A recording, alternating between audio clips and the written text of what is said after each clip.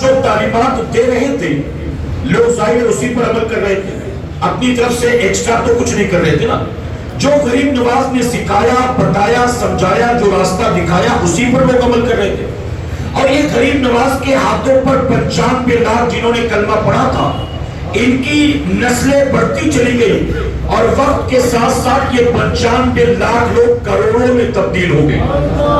اور آج کی تاریخ میں ہندوستان کی سرزمین پر وہی 95 لاکھ، ان کی کوانٹٹی، ان کی گنتی تقریباً 25 سے 30 کروڑ کے درمیان۔ یہ وہی لوگ ہیں جنہوں نے غریب نواز کے ہاتھ پر کلمہ پڑھا تھا۔ آگے بات سمجھ میں آتی ہے۔ اور غریب نواز کا مسلک کیا تھا؟ غریب نواز کا مذہب کیا تھا؟ غریب نواز کا طریقہ کیا تھا؟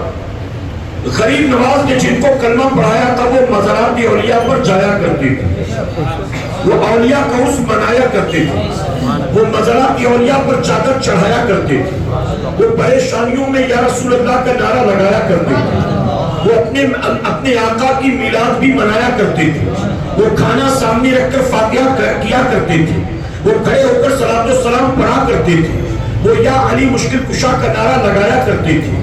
تو غریب نواز نے جو مسلک اور جو مذہب اور جو طریقہ اور جو راستہ اور جو دین عطا کیا تھا، اس میں تمام انبیاء کا احترام تھا، اس میں تمام میرے نبی کے صحابہ کا احترام تھا، اس میں اہل بیت اطہار کا احترام تھا، اس میں تمام اولیاء صوفیاء کا احترام تھا۔ یہ غریب نواز کا دیا مسلک اور مذہب تھا۔ صدیوں سے مسلمان اسی پر عمل کرتے رہے۔ ایک وقت ایسا آیا کہ ہندوستان کی سرزمین پر مغلوں کا تختہ پلٹ کر انگریز قابض ہوا۔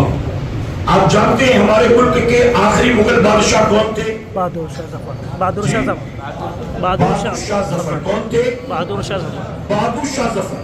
ہندوستان کے چھوٹے موٹے راجہ مہاراجہ نے انگریزوں کے ہاتھوں پر سرنڈر کر دیا، ان سے صلح کر لی۔